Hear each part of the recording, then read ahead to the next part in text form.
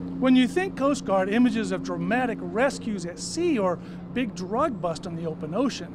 But there's a whole nother element which is just as important. The high will be at 1703 at 5. Crew with the Coast Guard cutter George Cobb review the details of a special assignment, heading to the Golden Gate Bridge, where it will latch onto the number 2 red buoy, the buoy that marks the famous South Tower to all ships entering the bay. Being outside of the gate here, it is exposed to some pretty significant weather, and lots of tension. So that's storms and things like that. Tides. Yes. Yep. For the first time in 6 years, it is hauled up onto the deck for inspection. It is covered in sea life and the crew tries to scrape it clean. Too much sea life can sink it. The bottom weight has starfish hanging on it from the deep.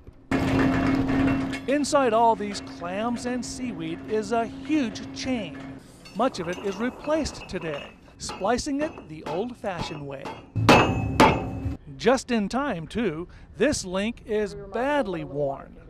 Alcatraz is another national landmark, and its buoy, too, is being replaced. We're out here doing a lot of stuff. Covered in seaweed just like the other one, and the chain is totally encased as well.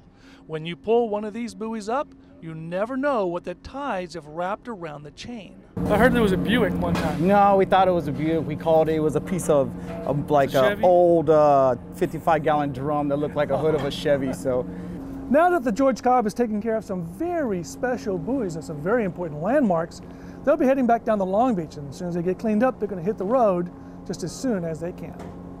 In San Francisco, Don Ford, KPIX 5.